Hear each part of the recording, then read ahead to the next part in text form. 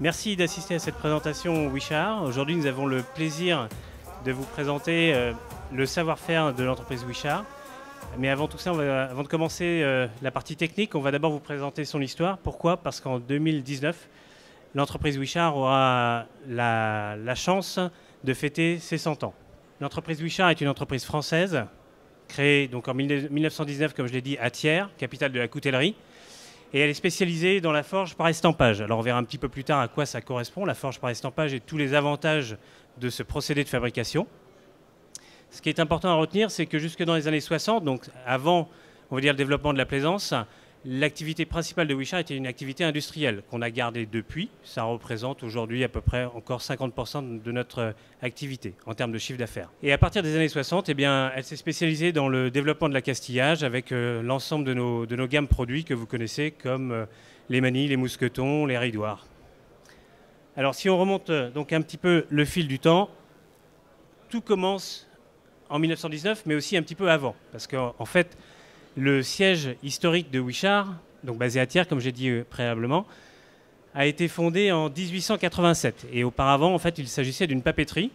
Il y avait beaucoup de papeteries à l'époque à Thiers.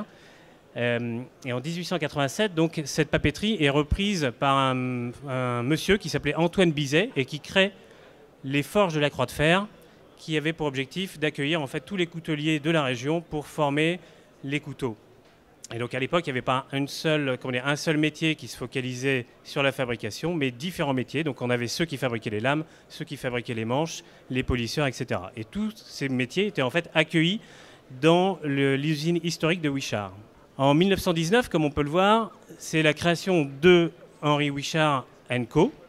Puisque Henri Wishart, après la Première Guerre mondiale, en fait, lui qui était forgeron de métier, est arrivé dans la région thiernoise. Il s'associe avec Monsieur Bizet, et il forme la société Henri Wishart. Et c'est là que débute notre activité industrielle, et notamment le métier de forge par estampage pour tout ce qui est coutellerie et cisellerie. À l'époque, l'entreprise elle est spécialisée dans la fabrication de ciseaux. Donc, par exemple, on peut voir ici les outillages qui étaient fabriqués à l'époque pour les ciseaux. Et puis, elle était également spécialisée dans la fabrication de pièces pour les métiers à tisser, par exemple, mais aussi pour les gâchettes d'armes. Donc, cette activité industrielle, elle perdure jusque dans les années 60. Et à partir des années 60, en fait, sous l'impulsion du directeur général de l'époque, qui s'appelait M. Boissonnet, eh bien, et en collaboration avec des skippers, des marins renommés, comme Moitessier, Tabarly, Collin, et un petit peu plus tard, Philippe Gentot, on a commencé à développer donc, des gammes de produits comme les gammes de manilles, les gammes de mousquetons. Donc là, on est dans les années 60. À partir des années 70, c'est les gammes de mousquetons qui sont développées. On développe également la forge de titane pour fabriquer à la fois des prothèses médicales, mais aussi pour fabriquer des cadènes et des manilles en titane. Dans les années 80, comme on peut le voir, c'est l'extension des gammes de mousquetons avec le fameux mousqueton à ouverture sous charge qui a reçu des prix de design. Les cadènes repliables qui existent toujours et qui équipent toujours les bateaux des grands chantiers. Dans les années 90, le développement des produits se continue et c'est l'arrivée du fameux mousqueton double sécurité qui a reçu le Dame Award en 1994 et l'arrivée dans le catalogue produit Wishart des fameuses poulies. De 1990 à 2000, c'est encore l'extension de certaines gammes de produits et puis plus récemment, on voit l'arrivée des gammes de mousquetons à largage rapide comme les Speedlink. Enfin, dernièrement, à partir de 2010, l'entreprise s'est focalisée sur le développement de sa gamme Proline sauvegarde de harnais. La particularité de ce produit, c'est qu'en fait, on forge l'aluminium, ce qui était une première dans l'histoire de l'entreprise. Maintenant, nous allons nous focaliser sur la forge en elle-même pour découvrir un petit peu tous les aspects et tous les avantages qu'elle présente, notamment dans le nautisme. Quel est l'intérêt en fait de la forge? Et tout simplement parce qu'on évite l'incrustation de bulles d'air. En effet, lorsque l'on fait des pièces moulées, on a tendance à mettre l'acier directement dans un moule et on peut y incruster de l'air, des déchets, des parasites. Alors que la forge, en fait, elle permet d'avoir une orientation correcte des grains. C'est-à-dire que la structure moléculaire n'est pas détruite mais a toujours une ligne. On peut penser un peu à l'image du bois et de ses fibres. Les fibres ne sont pas détruites, ne sont pas cassées, ce qui permet ainsi d'augmenter la résistance mécanique, tout en ayant une pièce assez petite. Donc en même temps aussi, chez nous, le fait de forger de l'inox permet aussi d'avoir une meilleure résistance à la corrosion, puisque pas d'incrustation, automatiquement, le matériau en lui-même, on utilise ses qualités fondamentales. Voilà, donc on optimise au maximum la taille et la résistance. Alors on va pouvoir voir ainsi les différentes étapes de fabrication des outils, et notamment du mousqueton 2480. On va reprendre point par point en fait l'utilisation et la fabrication de ce type de mousqueton. Donc la première étape qui est celle-ci, on part d'un lopin. Donc chez nous on travaille essentiellement sur des barreaux. Voilà, des barreaux de différents diamètres, parce que c'est ce qui est le plus facile à trouver dans les aciéries. Bien entendu, les aciers, lorsqu'ils arrivent chez nous, sont vérifiés, analysés. On reçoit tous les bons des fournisseurs. Et on travaille des barres de 6 mètres de long, mais aussi des rouleaux. Alors, on découpe des lopins, tels que celui-ci. Une fois que c'est découpé, eh bien, on le chauffe. Donc, on a différentes techniques de chauffe. Soit la chauffe par induction, ou alors la chauffe au four.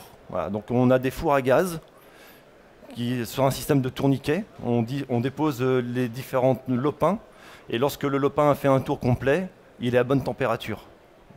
Une fois qu'il est à bonne température, qu'il a une couleur, donc les estampeurs chez nous arrivent à déterminer la température à l'œil, mais aussi il y a un système électronique qui permet de voir si la température, suivant l'acier, entre 1000 et 1100 degrés. Ça permet d'avoir les caractéristiques d'un acier meuble, sans pour autant qu'il soit trop fluide, parce qu'il faut permettre à ce que l'acier puisse pénétrer dans l'outillage sans s'échapper. Voilà. Donc le but en fait ici c'est d'utiliser une matrice. Et c'est un petit peu comme le moulage d'une pièce en pâte à modeler. On a deux parties femelles qui s'appellent ici matrice. Donc on met le lopin qui est rouge dedans et on vient frapper. Voilà. Donc chez Wichart, il y a des presses de plusieurs tonnes de frappe. C'est assez impressionnant parce que on sent tout vibrer. On a des matrices qui frappent en moyenne à 9 tonnes de charge à peu près pour ce type de mousqueton. Alors une fois qu'on a obtenu donc cette pièce qui est celle-ci, voilà, on s'aperçoit qu'il y a de la bavure et cette bavure il faut l'éliminer. Donc on développe des outillages de découpe qui permettent de pouvoir pousser la pièce, récupérer la bavure qui est jetée, et ensuite d'avoir la pièce brute. Alors bien entendu, toutes les bavures sont reprises, et puis elles sont renvoyées chez un ferrailleur qui nous rachète l'acier. On ne réutilise pas l'acier qui a été forgé et stampé. Encore une fois, c'est manuellement, c'est-à-dire que ce n'est pas une machine mécanique, c'est quelqu'un qui prend un lopin, qui vient le mettre sous la machine, un autre qui récupère la pièce, qui vient le mettre sous la machine aussi. Voilà. Donc on est arrivé à cette étape-ci de la pièce qui est découpée.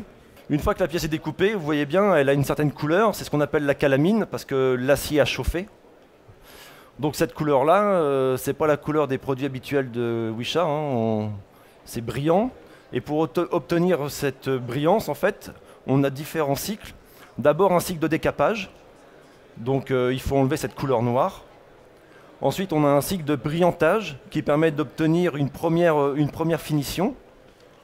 Alors pour cela, on utilise des bols vibrants, mais aussi des immenses tonneaux. À l'intérieur, il y a de la céramique, et ensuite on vient y mettre un savon qui a des propriétés particulières pour venir gratter l'acier. Ce n'est pas la céramique en fait qui use la pièce, c'est le produit qu'on va y mettre.